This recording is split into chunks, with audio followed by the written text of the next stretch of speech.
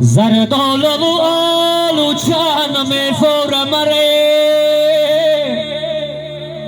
یی خونای به او چانم فورمره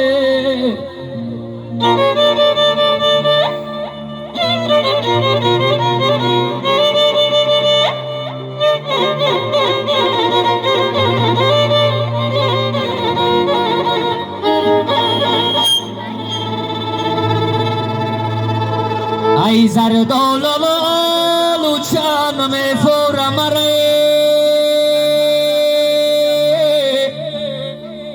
یی خونای به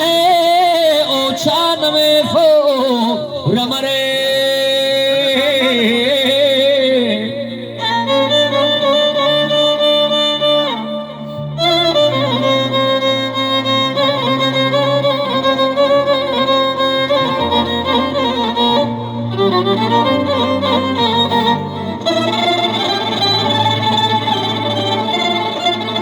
همسایه های اوچم نشستن در کوچمون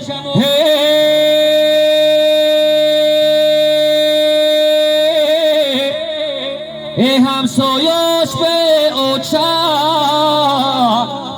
ای همسایه‌اش به اوچم نمیفوره مرا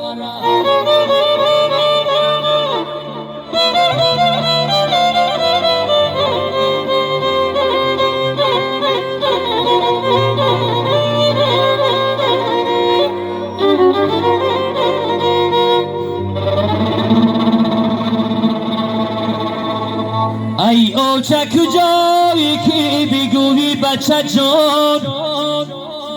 ما در برد باشینم بگو جان اوچه جان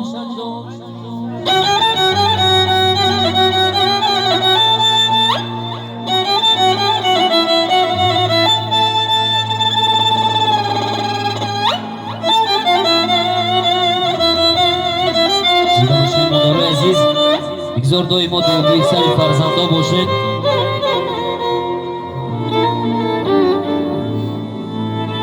ای اوچه کجایی که بگویی بچه جان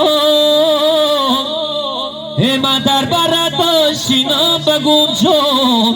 اوچه جان ای لحظه رمه بگنجی دنیا ندیم یا ای لحظه غنیمت بده اوچه جان.